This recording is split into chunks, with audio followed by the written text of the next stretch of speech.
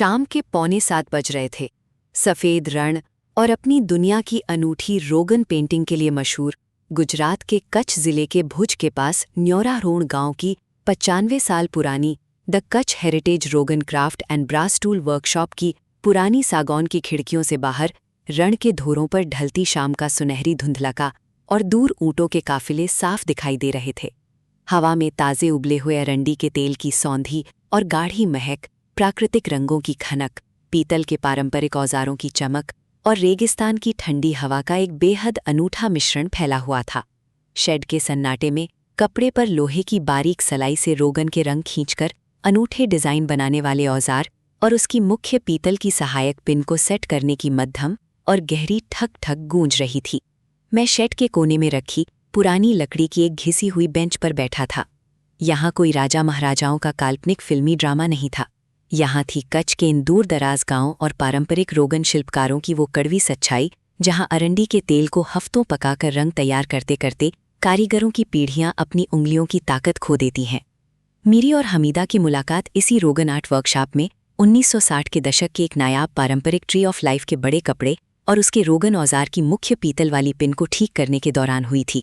हमीदा, शांत और गहरी आंखें, सिर पर सलीके से ओढ़ा कच्ची कढ़ाई वाला पारंपरिक लाल ओढ़ना, हाथों की उंगलियों और पोरोस पर अरंडी के तेल के पक्के निशान, प्राकृतिक रंगों की चमक और पीतल की पॉलिश की महक। और जब भी वो पीतल की बारीक पिन से सलाई का संतुलन ठीक करती, पूरे शेड में एक अजीब सा रेगिस्तानी ठहराव आ जाता था। वो गुजरात यूनिवर्सिटी से कच्छ की प्राचीन लोककला और रोगन वस्त्र परंपरा पर शोध करने वाली एक प्रैक्टिकल रिसर्च स्कॉलर थी। मैं वहाँ वर्कशॉप के लिए ब्रास टूल्स और क्राफ्ट स्पेयर पार्ट्स की सप्लाई के सिलसिले में आया जाया करता था। हमारी शुरुआत बेहद सादी और व्यवहारिक थी। एक शाम जब एक जटिल मयूर और पेड़ के डिज़ाइन पर रोगन के तार खींचे जा रहे थे, तब लगातार काम करने से सलाई को थामने वाली पीतल की पिन ढीली हो गई थी और तेल का तार टूटने लगा था। मैंने आगे बढ़कर उसे सही औजार से कसने और संभालने में मदद की।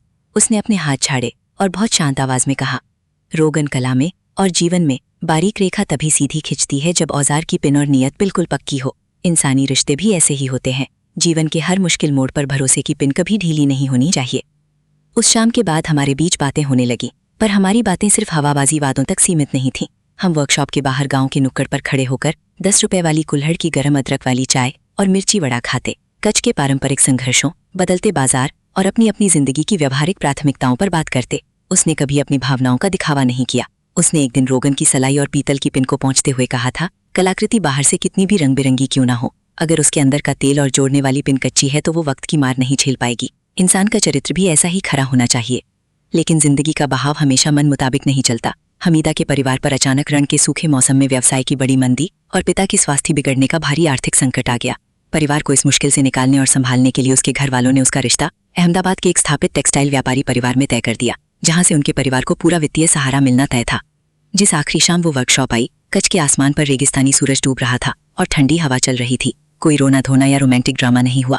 उसने अपनी किट से पीतल की वही मिनी पिन और रोगन के पक्के रंगों से सनी हुई सूती कपड़े की एक सूखी हुई कतरन मेरी हथेली पर रखी।